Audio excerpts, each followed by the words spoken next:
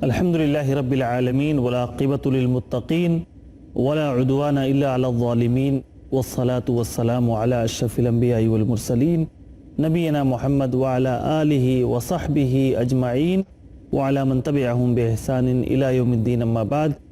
नाज़रीन इकराम, अस्सलामु अलैकुम व रहमतुल्लाहि व बरकातुहू। आप सबका प्रोग्राम उलझने में इस्तकबाल करता हूँ और मैं हूँ आपका मेज़बान अब्दुल बासित। आज के इस हलक़े में भी हमारे साथ हमारे शेख मोहतरम मौजूद हैं, जनाब हाफिज़ अब्दुल अज़ीम उमरी मदनी हफ़िज़हुल्लाह। सबसे पहले मैं शेख का इस्तकबाल करता हूँ। अस्सलामु अलैकुम व रहमतुल्लाहि व बरकातुहू। वालेकुम अस्सलाम व रहमतुल्लाहि व बरकातुहू। नाज़रीन किराम, जैसा कि आप जानते हैं कि इस सीरीज़ में हम अलग अलग मौज़ूआत पर गुफ्तगू करते हैं, ख़ास तौर से वो मसाइल जो हमारी ज़िंदगी में उलझने पैदा करते हैं। अल्हम्दुलिल्लाह आज की इस हलक़े में भी हम एक नया मौजू लेकर आपके सामने आए हैं। ये मौजू ऐसा है जिसका शिकार अक्सर लोग तो नहीं हैं, लेकिन कुछ लोग ज़रूर हैं, यानी औलाद से महरूमी। अल्लाह रब्बुल आलमीन अपने फ़ैसले के मुताबिक, अपनी हिकमत के मुताबिक बाज़ लोगों को औलाद से महरूम रखता है, उन्हें कोई औलाद नहीं देता, जिसकी वजह से लोग उलझन का शिकार हो जाते हैं। इसी ताल्लुक़ से इंशाअल्लाहुल अज़ीज़ आज हमारी गुफ्तगू होगी। सबसे पहले मैं शेख से जानना चाहूँगा कि अल्लाह रब्बुल आलमीन बाज़ को औलाद से क्यों महरूम रखता है? इन्नल हम्दलिल्लाह नहमदुहु व नस्तईनुहु व नस्तगफिरुहु व नऊज़ु बिल्लाहि मिन शुरूरि अनफुसिना व मिन सय्यिआति अमालिना मन यहदिहिल्लाहु फला मुदिल्ल लहु व मन युद्लिल फला हादिय लहु व अशहदु अन ला इलाहा इल्लल्लाहु वहदहु ला शरीका लहु व अशहदु अन्न मुहम्मदन अब्दुहु व रसूलुहु अम्मा बाद। औलाद से महरूमी, यकीनन जो लोग इस आजमाइश में मुब्तला होते हैं, ये बात उनके लिए बड़ी उलझन का बाइस होती है और उनकी ज़िंदगी उमूमन मायूसी का शिकार रहती है, उदासी छाई रहती है उन पर। तो आपने सवाल किया है कि औलाद से अल्लाह ताला किसी किसी को महरूम क्यों करता है। देखिए, ये ज़िंदगी इम्तिहान है। यहाँ अल्लाह तबारक व ताला अपने बंदों का इम्तिहान ले रहा है।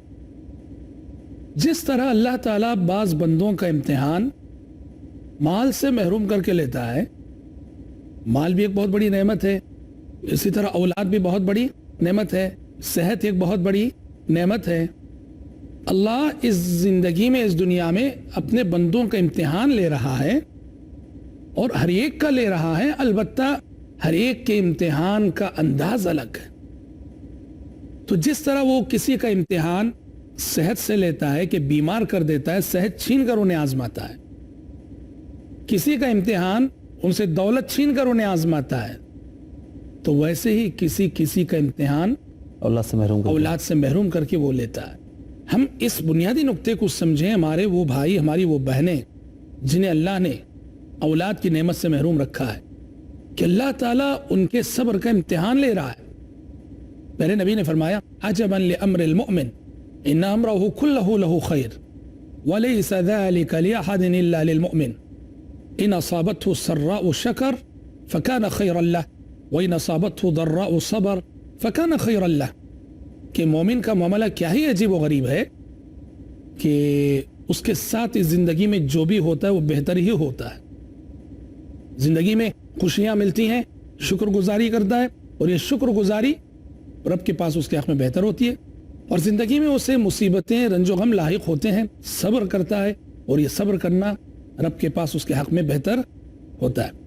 तो लिहाजा अगर कोई औलाद की नेमत से महरूम है, वो हरगिज कुदरत से शिकवा ना करे, रब्बुल आलमीन से शिकायत ना करे। क्यों? तुम अपनी आंखों के सामने देख रहे हो कि कितने हैं जो दौलत की नेमत से महरूम हैं। जी बिल्कुल। कितने हैं कि जो सुभान अल्लाह सेहत की नेमत से महरूम हैं। जी हाँ। और ये बात भी याद रखिए कि अल्लाह का कानून है, जब वो इंसान को एक चीज से महरूम करता है तो उसकी जगह किसी दूसरी चीज से नवाजता है।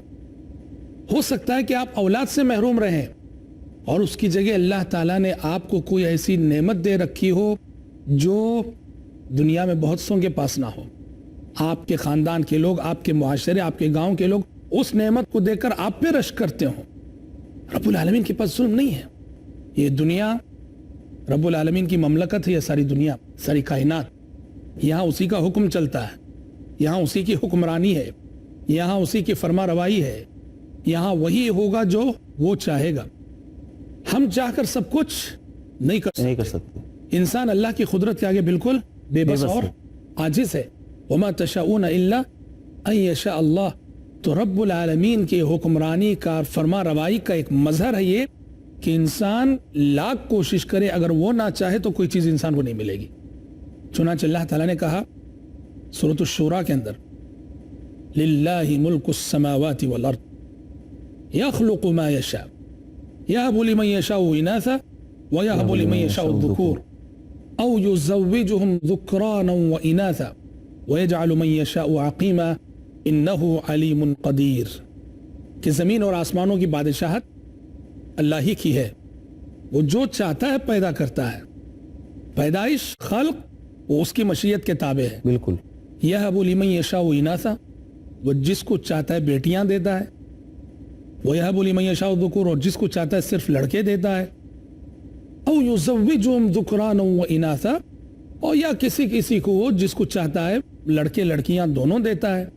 وَيَجْعَلُ مَن يَشَاءُ عَقِيمًا، اور جس کو چاہتا ہے وہ بانجھ کر دیتا ہے، لا اولاد کر دیتا ہے. إِنَّهُ عَلِيمٌ قَدِيرٌ، وہ علیم ہے، وہ جاننے والا ہے، وہ قدیر ہے، قدرت رکھنے والا ہے. تو لہٰذا ہم رب العالمین کی مملکت میں ہیں. جی ہاں، تو اس کے اس فیصلے سے راضی رہنا اور اس کے اس فیصلے کے آگے سر تسلیم خم کرنا، یہ ہمارے ایمان کا تقاضا ہونا چاہیے. تو یہ اولاد سے محرومی کیسے انسان کے لیے مسائل پیدا کرتی ہے؟ پہلے تو یہی کہ ہر قدم انسان کے اندر اس مایوسی کا احساس رہتا ہے جو اسے ستاتا رہتا ہے. جی، بڑھاپے میں کیا ہوگا؟ ہاں جی، ہمیشہ ستاتا رہتا ہے یہ احساس کہ اولاد کی نعمت سے میں محروم ہوں. اولاد کی تمنا، اولاد کی خواہش ہر انسان کے دل میں ہوتی ہے. جی بالکل. شادی کے بعد اگر اولاد نہیں ہوتی ہے تو زندگی میں 24 گھنٹے حالت بیداری، حالت نیند، ہر قدم یہ احساس انسان کو پریشان کر رہا ہوتا ہے، مجھے اولاد نہیں. اور میں آپ کو بتا دوں، اگر کوئی اس احساس میں، اس رنج میں مبتلا ہے تو یہ بھی بتا دوں، یہ احساس آخرت کے اعتبار سے آپ کے لیے باعث اجر و ثواب ہوگا. کیوں؟ پہلے نبی فرما دیں، مومن کو جو بھی اس دنیا میں رنج، غم جو بھی لاحق ہوتا ہے، اس پر اس کے گناہ معاف ہوتے ہیں، اس کا اجر و ثواب بڑھتا ہے. سبحان اللہ. جی ہاں بالکل. ایک تو یہ، اور دوسرا مسئلہ یہ ہے، یہ چیز جو مسئلہ بنتی ہے وہ اس حیثیت سے لوگوں کے تبصرے، لوگوں کے تانے، لوگوں کی تنقیدیں، یہ بہت بڑا مسئلہ. جو بھی آتا ہے پوچھ، ابھی بچے نہیں ہوئے کیا، ابھی بچے نہیں ہوئے کیا، ابھی بچے نہیں ہوئے کیا. دیکھیے، لوگوں کے اندر بھی جذبات کا احساس ہونا چاہیے، سامنے والے کے جذبات کا احساس ہو. بھائی آپ کو معلوم ہے کہ انہیں بچے نہیں ہیں، کیوں پوچھتے ہیں آپ ان سے کہ بچے نہیں ہیں کیا؟ جی بالکل. نہ معلوم ہو کر کوئی پوچھے الگ بات، جن کو معلوم رہتا ہے، معلوم رہ کر پوچھتے ہیں، اچھا ابھی بچے نہیں ہیں، ابھی بچے نہیں ہوئے ہیں. یہ جو لوگوں کا پوچھنا، بار بار لوگوں کا سوال کرنا، یہ بہت بڑا مسئلہ پیدا کرتا ہے اس ماں کے لیے جس کی گود ابھی بھری نہیں ہے، اس باپ کے لیے جس کو اللہ نے اولاد نہیں عطا کی ہے. تو یہ لوگ، اور اس میں خاص طور پر بہت ساری ایسی مائیں جو اولاد سے محروم ہیں، بچوں سے محروم ہیں، ان کے ساتھ ہمارے سماج، ہمارے سوسائٹی اور ہمارے معاشرے میں یہ ظلم ہوتا ہے کہ ساس جو کہ جاہل ہوتی ہے کبھی کبھی، وہ اپنی اس بہو کو ہمیشہ اس لیے ملامت کرتی ہے، تانے دیتی ہے کہ یہ لاولد ہے. جی، ایسے کہ جیسے بچے پیدا کرنا اس کے کنٹرول میں، اس کے اختیار میں ہو، اور وہ چاہ کر نہیں پیدا کر رہی ہے.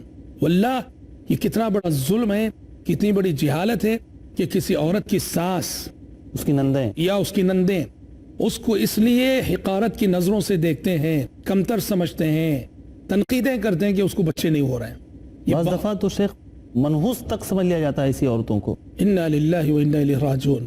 یہ بہت بڑی بے دینی ہے، یہ بے دینی ہے، بد اعتقادی ہے. نعوذ باللہ، بد اعتقادی کہوں گا میں اس کو. جی بالکل. نعوذ باللہ. وہ تو رب العالمین کا اختیار ہے، رب العالمین کی مشیت ہے، رب العالمین کا فیصلہ ہے.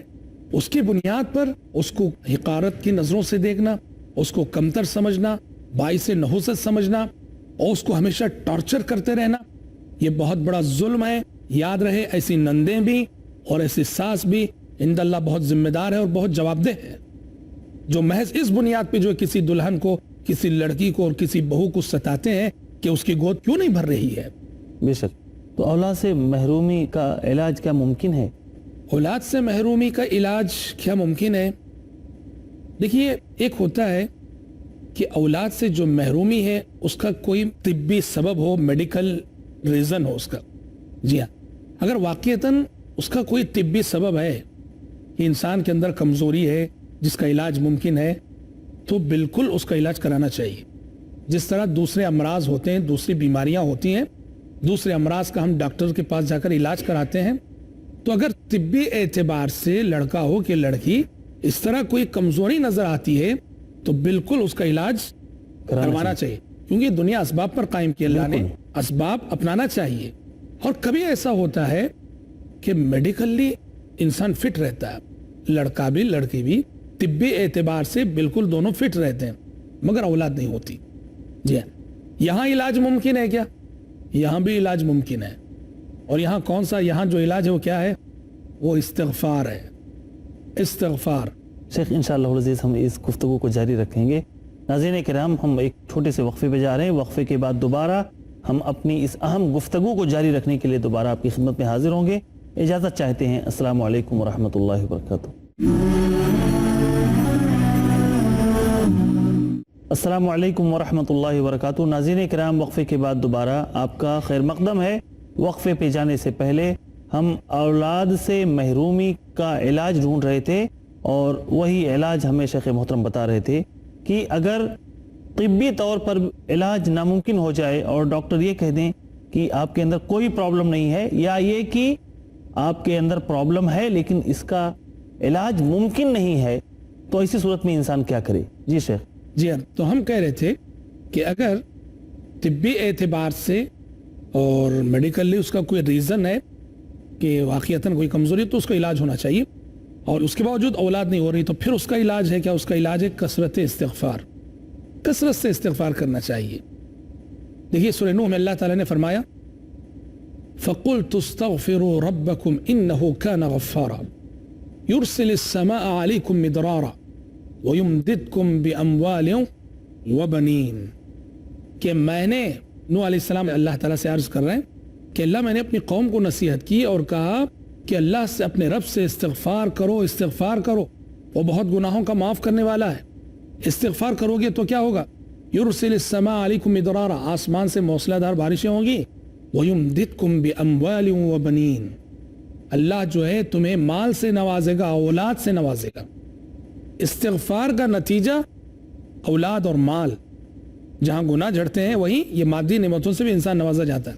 تو معلوم ہوا کہ انسان کثرت سے استغفار کرتا رہے، استغفر اللہ پڑھتا رہے، اللہم اغفر لی، اللہم اغفر لی پڑھتا رہے، اور یہ ہر دن کا مشغلہ ہو اور ہمیشہ کا مشغلہ ہو، اس کا کوئی ٹائم ٹیبل نہیں، اس کا کوئی وقت نہیں، سینکڑوں بار پڑھے، ہزاروں بار پڑھے، کثرت سے استغفار، یہ اس کا جو ہے حل ہے۔ مشہور ہے کہ شیخ بن باز رحمۃ اللہ علیہ کے پاس ایک شخص آیا اور آ کر اس نے کہا کہ شیخ شادی ہوئے 7 سال ہو گئے جی، اور آج تک مجھے اولاد نہیں ہے۔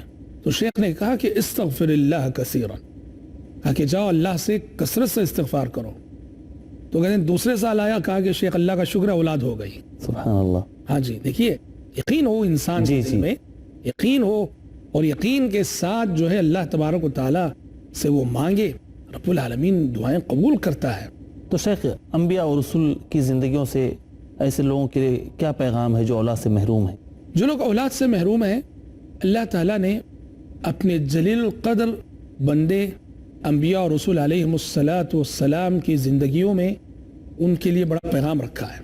آپ جانتے ہیں کہ اللہ تعالیٰ نے پیغمبروں کو بھی بہت ساری آزمائشوں سے گزارا، بلکہ سب سے بڑے امتحانات تو انہی کی زندگی میں آئے، بالکل سب سے بڑی آزمائشیں انہی کی زندگی میں آئیں، اور پیغمبروں کو جن آزمائشوں میں مبتلا کیا گیا اس میں سے ایک اولاد سے محرومی بھی۔ اللہ اکبر۔ سوچ لیجئے وہ لوگ جو اولاد سے محروم ہیں، انبیاء و رسول علیہم السلام، اللہ نے اپنے بندوں کو، اپنے شہید بندوں کو اولاد سے محروم کر کے آزمایا۔ سبحان اللہ. ہمارے سامنے سب سے پہلے حضرت ابراہیم علیہ السلام کا اسوہ ہے. ابراہیم علیہ السلام مدت تک انہیں اولاد نہ ہوئی، تڑپتے رہے، متمنی رہے، آرزومند رہے، اور ابراہیم علیہ السلام کو اولاد نہ ہوئی حضرت سارہ سے.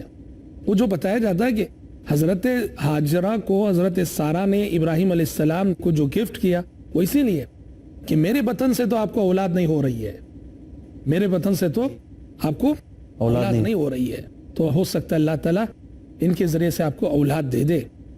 تو حضرت سارہ بانجھ رہیں، بانجھ تھیں وہ، اور حضرت ابراہیم علیہ السلام کو ان سے اولاد کی طلب رہی، یہاں تک کہ اللہ تعالیٰ نے کافی آزمانے کے بعد جب ابراہیم علیہ السلام مایوس نہ ہوئے، امید لگائے رہے.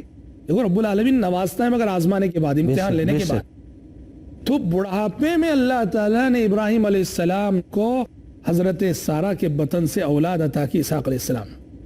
وہ سورہ ہود کے اندر اللہ تعالیٰ نے نقشہ کھینچا، کہا کہ جب فرشتے ابراہیم علیہ السلام کے پاس اولاد کی بشارت لے کر گئے، تفصیلات ہیں وہ، اور جب اولاد کی بشارت سنائی کہ ہم اولاد کی بشارت دینے کے لیے آئے ہیں کہ اب تمہیں اولاد ہونے والی ہے، تو حضرت سارہ جو کھڑی ہوئی تھی ہنس پڑی سن کر.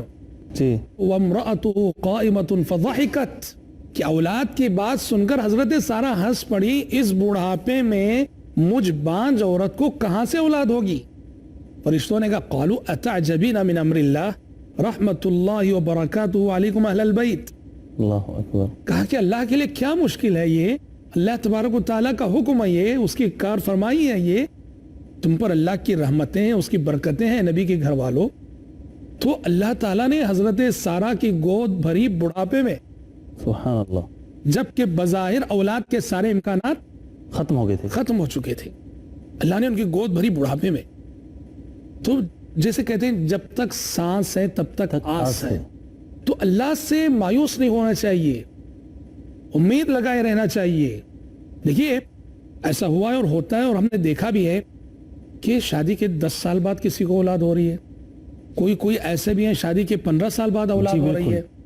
تو دیکھیے مایوسی کی بات نہیں، مایوس نہیں ہونا چاہیے. اللہ رب العالمین جب اپنے پیغمبروں کو کافی آزما کر بڑھاپے میں اولاد دے رہا جی. اور ایسا ہی واقعہ اور ایسا ہی نمونہ زکریا علیہ السلام کا. زکریا علیہ السلام بھی اولاد سے محروم تھے. قرآن مجید سورۃ الانبیاء میں ذکر کرتا ہے وَزَكَرِيَّا إِذْ نَادَى رَبَّهُ رَبِّ لَا تَذَرْنِي فَرْدًا وَأَنْتَ خَيْرُ الْوَارِثِينَ. یاد کرو زکریا کو جب کہ اس نے اپنے رب کو آواز دی، اے اللہ تو مجھے تنہا نہ چھوڑ، وَأَنْتَ خَيْرُ الْوَارِثِينَ تو سب سے بہتر میرا کوئی وارث مجھے دے دے. فَاسْتَجَبْنَا لَهُ ہم نے ان کی دعا سن لی. وَوَهَبْنَا لَهُ يَحْيَا اور ہم نے انہیں یحییٰ عطا کیا. وَأَصْلَحْنَا لَهُ زَوْجَهُ اور ان کی بیوی جو بانجھ تھی ہم نے انہیں درست کر دیا. دیکھیے کتنی بڑی بات. بالکل. اور سورہ مریم میں تو وہ دعا کرتے ہوئے کہتے ہیں قال رب انی وہن العظم منی واشتعل الرأس شیبا ولم اکن بدعائک رب شقیا. پروردگارا بڑھاپے کی اس انتہا کو پہنچ چکا ہوں کہ ہڈیاں گل چکی ہیں، سارے سر کے بال سفید ہو چکے ہیں، مگر ابھی بھی میں تیرے در سے مایوس نہیں ہوں، مجھے امید ہے کہ تو مجھے اولاد دے گا. سبحان اللہ. جب انسان ایسے ایمان کا مظاہرہ کرے نا، اللہ اکبر. تو جب فرشتوں نے انہیں بشارت دی اولاد ہونے والی ہے تو وہ خود تعجب سے کہنے لگے انا یکون لی غلام وکانت امراتی عاقرا وقد بلغت من الکبر عتیا. تو حضرت زکریا علیہ السلام کی یہ زندگی یہ بھی پیغام دیتی ہے کہ مایوس نہیں ہونا چاہیے. اور ہماری وہ مائیں، وہ بہنیں جو اولاد کی نعمت سے محروم ہیں، ان کے لیے سب سے زیادہ باعث اطمینان یہ بات ہوگی کہ غور کرو کہ آپ ہی نہیں، آپ سے پہلے ام المومنین عائشہ صدیقہ رضی اللہ عنہا کو بھی تو اللہ نے اولاد نہیں دی. ان کی کیا فضیلتیں ہیں، کتنی عظیم خاتون ہیں. اور صرف ام المومنین عائشہ صدیقہ رضی اللہ عنہا ہی نہیں، حضرت ختیجہ کے علاوہ جتنی امہات المومنین تھیں سوائے ماریہ قبطیہ کے، اللہ تعالیٰ نے ان کو نبی کریم صلی اللہ علیہ وسلم سے کوئی اولاد نہیں عطا کی. تو شیخ وہ لوگ جو جزوی طور پر اولاد سے محروم ہیں، ان لوگوں کے لیے کوئی نصیحت آپ کی طرف سے؟